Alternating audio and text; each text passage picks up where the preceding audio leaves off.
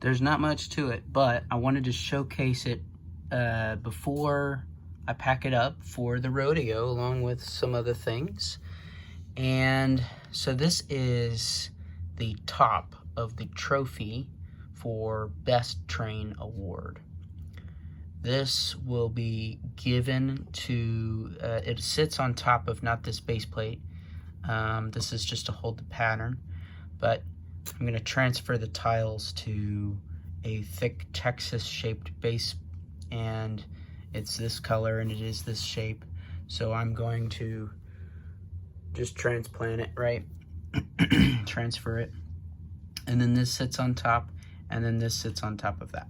So showing what this is the Maersk locomotive, and it will be pulling the Best Train Award brick. It's a 1x8 engraved brick, and then on top of that will be somebody's name also engraved on a 1x8 brick.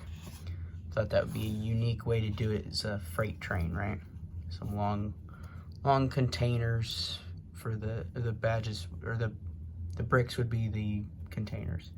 And then it sits on top of some grill tiles, so it looks like railroad ties.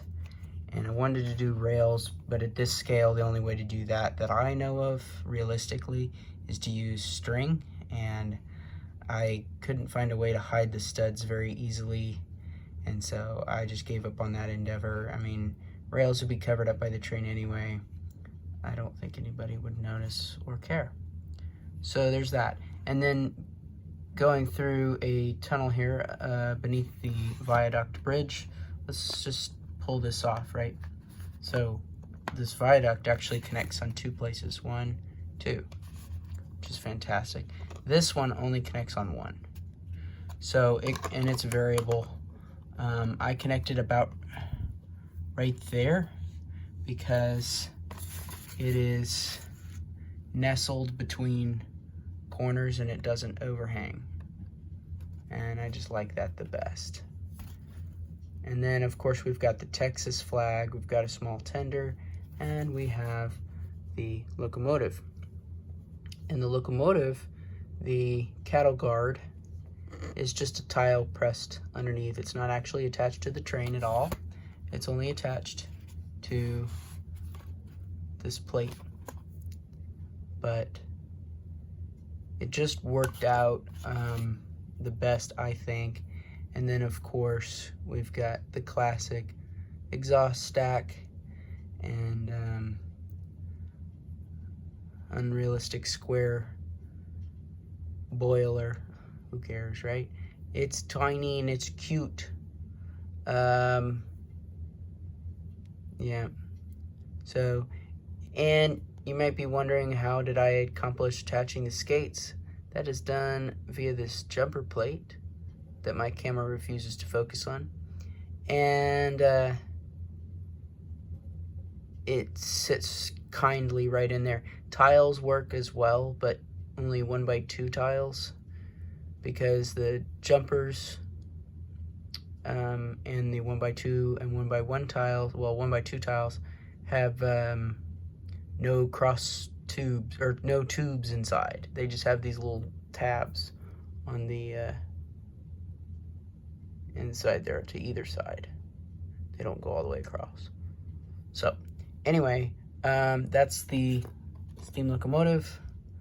Of course, the tender, it's very simple. It's a 1x2 jumper plate with a couple of these here, and then really simple for the Texas flag. So, and then of course I mixed some reddish brown and dark brown in there for the ties, just trying to break up the monotony a little bit. I don't want to be too uniform. Yep. So I could put a 1x3 jumper, which has 2 studs, which would fit perfectly in those tubes between here. And that would fit nicely over the tender. It would be obvious that the other 2 would not be able to fit underneath. I mean, they would, but they would hit it. I could do that, but I couldn't find any of my 1x3 white jumpers. So we'll see if I'm down at the rodeo before giving this to the host that will be presenting this. If I find one, I will acquire it and put it on, but otherwise it's fine. We'll leave it. And I think I like this a lot. So obviously this has fallen off, but you can see the construction now. Just 2 1x1 bricks, and then that weird, lovely double arch jumper. So anyway, that is the Texas Brick Rodeo Convention Best Train Award breakdown. So I'll see you at the rodeo.